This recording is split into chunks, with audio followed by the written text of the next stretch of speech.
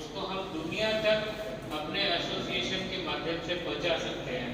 हमारे पूरे थानगढ़ के अंदर जितनी भी सैनिटरी वेयर इंडस्ट्री है उसके अंदर ये खास बातें हैं जो किसी और जगह की इंडस्ट्री से डिफरेंट है।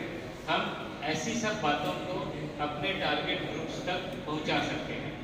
तो ये सारे इस टाइप के काम करने के लिए बिजनेस एसोसिएशन का रोल होता है।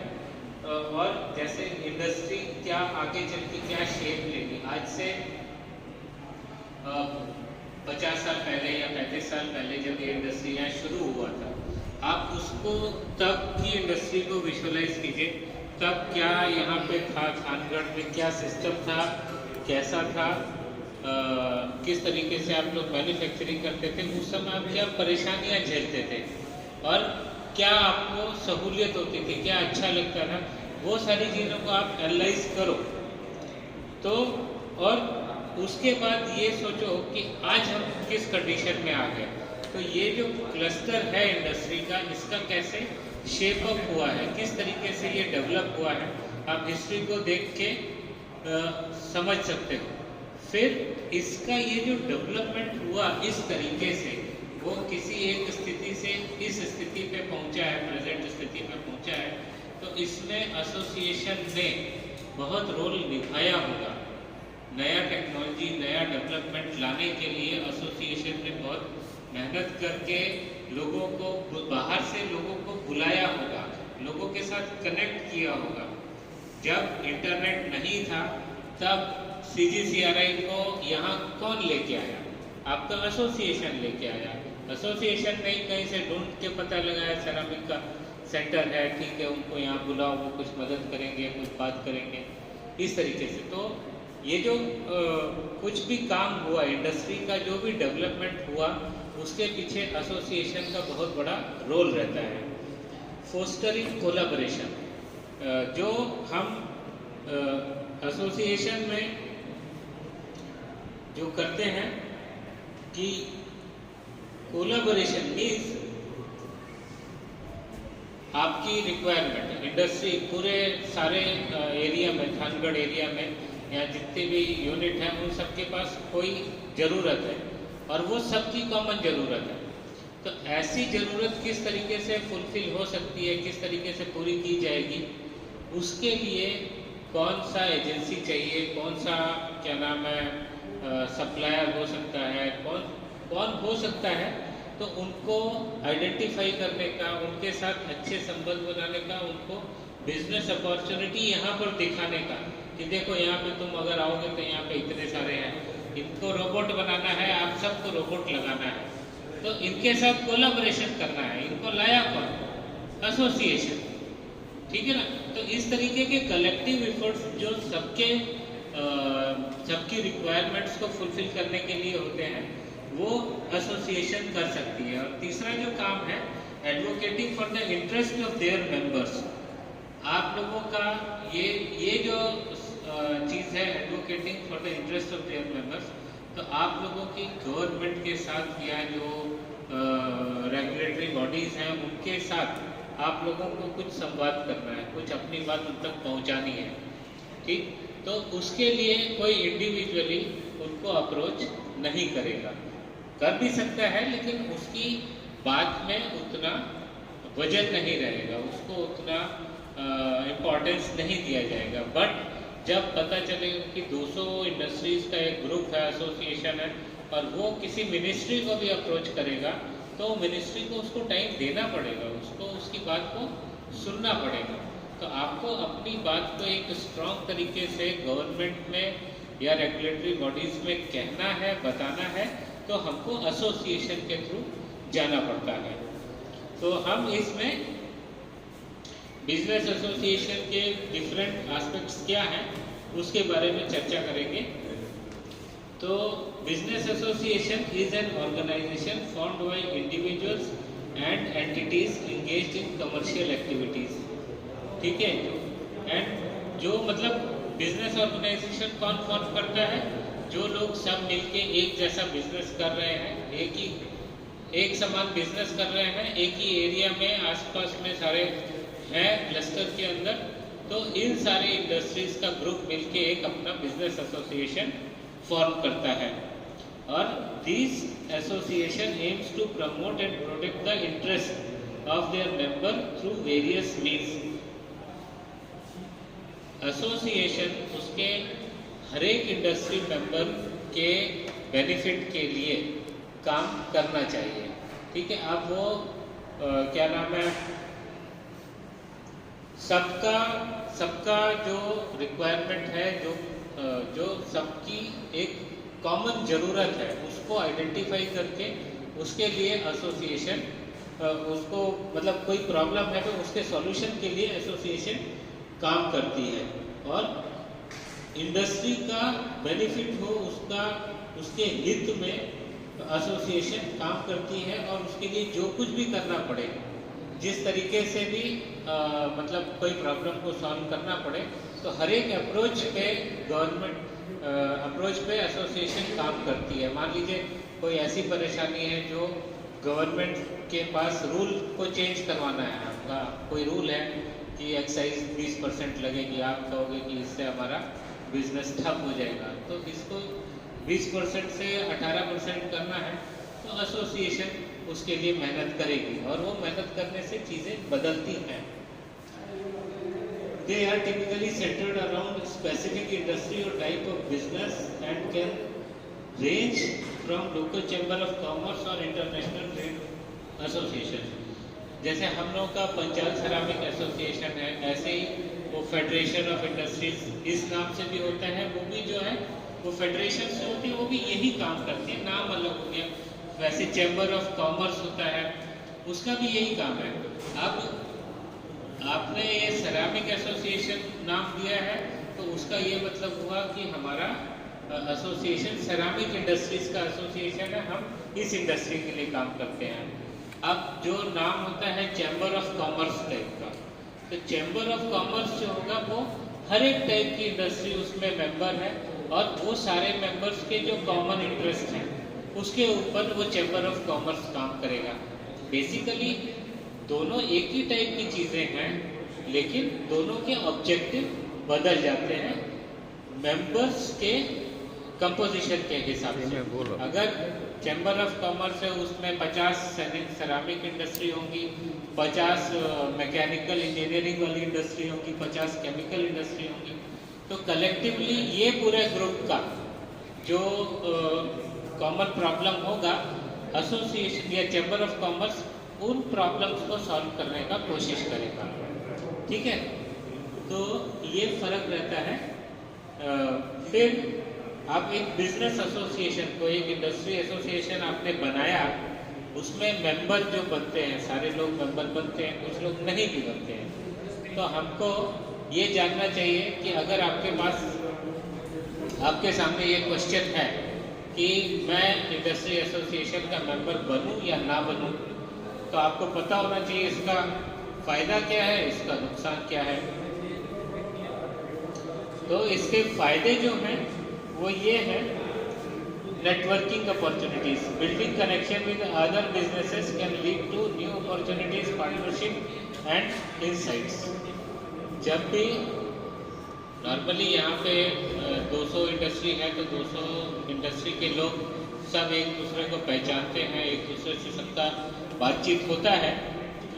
लेकिन अगर आप इसी जो लोगों के बीच में आपस में कम्युनिकेशन है, ठीक है, उसको और स्ट्रॉन्ग करना चाहते हैं, उसको और मजबूत बनाना चाहते हैं, तो जो इंडस्ट्री एसोसिएशन है वो उसके थ्रू आप ये कम्युनिकेशन करोगे। मतलब कैसा कि इंडस्ट्री एसोसिएशन प्रोवाइड करेगी अपॉर्चुनिटी। आपने एक प्रोग्राम किया, गेट टुगेदर किया, जिसमें जितने मेंबर्स हैं सबको बुलाया, ठीक, सब आए, उसके ऊपर जैसे हमारा ये प्रोग्राम हो रहा है मान लीजिए, तो इस प्रोग्राम में हमने आके कोई विषय के ऊपर चर्चा किया, उसमें कुछ आपने हमसे बातचीत किया, इसके बाद इसी विषय पर आप सब आपस में बातचीत करोगे।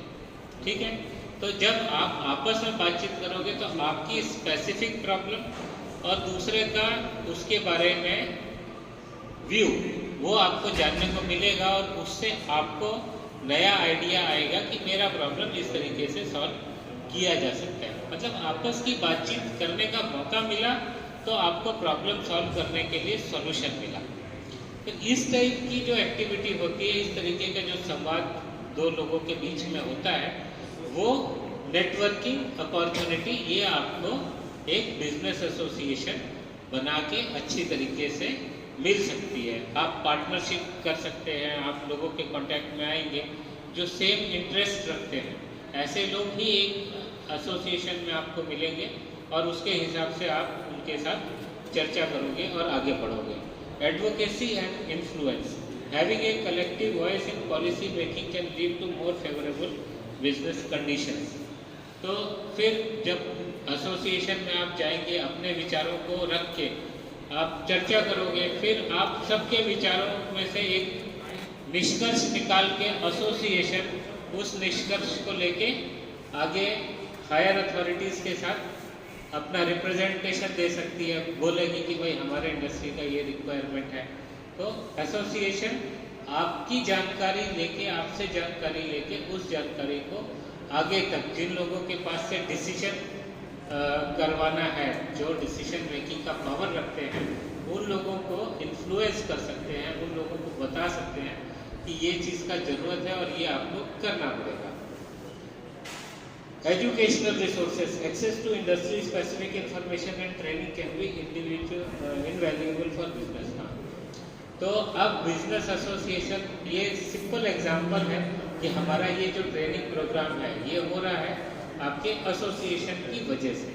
एसोसिएशन ने ऑर्गेनाइज किया, हम कंडक्ट कर रहे हैं, तो यहाँ पर आप सबको एजुकेशन, आप सबके ज्ञान में कुछ वृद्धि हो, उसके लिए एसोसिएशन मेहनत करके ये प्रोग्राम ऑर्गेनाइज करती है और सब लोगों को उसका बेनिफिट होता है।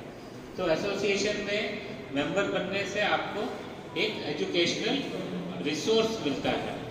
Visibility and credibility, association members can enhance A business reputation and market presence. और जब आप लोगों को कोई क्या नाम है, जैसे बहुत बड़े ट्रेड फेयर होते हैं, ठीक है, फेयर होते हैं ना, एग्जीबिशंस होती हैं, फेयर्स होते हैं, तो उसके अंदर कई बार ऐसा होता है कि बहुत सारे फेयर्स बड़े महंगे होते हैं। मान लीजिए बाहर फॉरेन में जाना है, अमेरिका, इटली वगैरह जहाँ ज़्यादा लगते हैं, वहाँ जाके आपको अपना प्रोडक्ट को डिस्प्ले करना है, अपने बारे में बताना है। तो इंडिविजुअली कोई आदमी प्लान करेगा तो बड़ा खर्चा उसको दिखेगा, लेकिन एसोसिएशन के थ्रू अपना एक डेलीगेशन वहाँ पे भेजा जा सकता है। सारा मतलब आप लोग एसोसिएशन में डिस्कस करके पार्टिसिपेट करने के लिए क्या मॉडल बनाए, किस तरीके से मतलब क्या चीज़ वहाँ पे डिस्प्ले किया जाएगा, कैसे पहुँच जाएगा, ये सारी चीज़ें आप लोग एसोसिएशन में डिस्कस करके रेगुलरली ऐसे फेयर्स और एग्जीबिशन में जाके अपना एक कॉमन वो बनाना पड़ेगा कि इंडस्ट्री एसोसिएशन थानगढ़ है और वो थानगढ़ इंडस्ट्री एसोसिएशन ये के पास ये सारा प्रोडक्ट्स है, इस तरह का हम लोग मटेरियल बनाते हैं। थानगढ़ का स्पेसिफिकली आप लोग जाके वहाँ पर बात कर सकते हैं और सारी 200 इंडस्ट्री को वहाँ पे रिप्रेजेंट कर सकते हैं।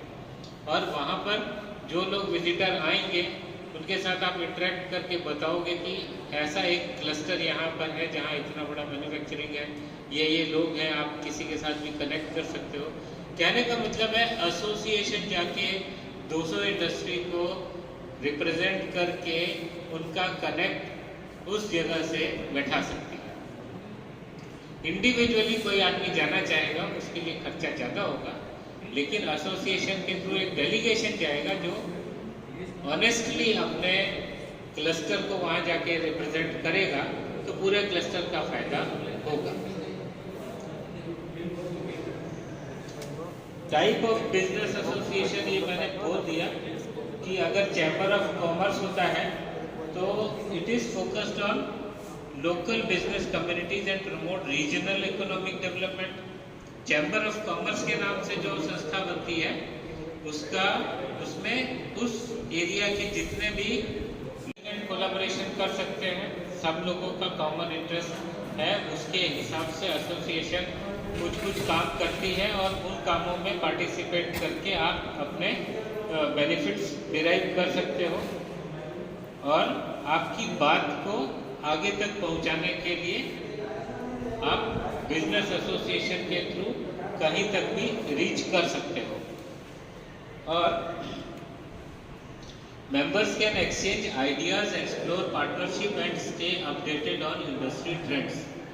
ये जितना भी इंफॉर्मेशन है, हर एक किसी के पास इंडिविजुअली सारा इंफॉर्मेशन आ सकता है अभी गूगल के थ्रू, बट उन इंफॉर्मेशंस को ठीक से समझना, उन इंफॉर्मेशंस में से अपने लिए क्या चीज़ है वो निकालना, वो हो सकता है जब आप चीज़ों को आपस में डिस्कस करें।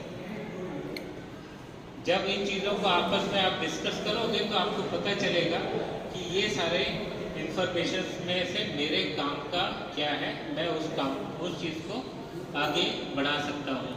अपनी बात को एडवोकेसी एंड रिप्रेजेंटेशन करवाना, मतलब हम बड़े डिसीजन मेकिंग अथॉरिटीज़ तक पहुँच सकते हैं, गवर्नमेंट तक पहुँच सकते हैं, policy maker, regulator and other stakeholders to influence favourable policies, regulations and trade agreements. ये एक ऐसा काम है जो एसोसिएशन के थ्रू ही हो सकता है, इंडिविजुअल यहाँ पर कुछ नहीं कर सकता है। इसलिए एसोसिएशन का बेनिफिट लेने का। Then access to information and resources, ये भी मैंने बता दिया। Industry standards and quality assurance, associations established industry standard certification and regulatory quality benchmarks. Adhering to these standards enhances credibility and consumer trust। देखो, industry standards और quality assurance की जो बात है, जो ब्यूरो ऑफ इंडियन स्टैंडर्ड है, जो मानक निर्धारित करता है कि हमारे प्रोडक्ट का क्वालिटी क्या होना चाहिए, उस ब्यूरो में भी इंडस्ट्री एसोसिएशंस के लोग मेंबर होते हैं, जो उसमें मतलब मेंबर होते हैं in the capacity, individual member होता है बट उस किस कैपेसिटी में है। जैसे हम हमारे यहाँ की बात करें तो हमारे एडवाइजरी कमेटी जो होती है हमारे इंस्टीट्यूट की, उसमें थानगढ़ सेरामिक एसोसिएशन का जो प्रेसिडेंट है वो मेंबर होते हैं, तो वो पूरे एसोसिएशन का, पूरे इंडस्ट्री का को वहाँ पर रिप्रेजेंट करते हैं। ऐसे ही मोरबी के जो प्रेसिडेंट होते हैं वो मेंबर होते हैं हमारे एडवाइजरी कमेटी में। ऐसे ही bureau of Indian standard BIS की जो कमेटी होती है उसमें 18-20 मेंबर होते हैं, उसमें भी इसी तरीके से इंडस्ट्री के रिप्रेजेंटेटिव्स चूज किए जाते हैं, जो डायरेक्टली इंडस्ट्री में से आ रहे हैं, उन लोगों को ब्यूरो ऑफ BIS में रखा जाता है कमेटी में, और वहाँ पर वो लोग टेक्निकल स्पेसिफिकेशंस को मॉडिफाई कराना चाहें, उसके बारे में कुछ बात करना चाहें, उसको चेंज कराना है, वो कराया जा सकता है। उसमें कमेटी की मीटिंग्स में हमेशा रिव्यू करना, रिवाइज करना, यही सारे एजेंडा पे बात होती है, तो ऐसी चीज़ें हो सकती हैं। तो ये एसोसिएशन के एडवांटेज हैं जिससे आप इसको आगे तक ले जा सकते हैं। ठीक है, स्किल डेवलपमेंट ट्रेनिंग होती है, देन कलेक्टिव बार्गेनिंग पावर। फिर आप जब इकट्ठे हो जाते हो, एसोसिएशन बन गया, तो आप सबके सामने नेगोशिएट कर सकते हो, अपने कलेक्टिव नेगोशिएशन कर सकते हो और कलेक्टिवली अपने आप को रिप्रेजेंट कर सकते हो। तो ये एसोसिएशन के बारे में हो गया। अब मैं आपको एक लेक्चर हमारा है थोड़ा इम्पोर्टेंट, उसके बारे में बात कर लेता हूँ।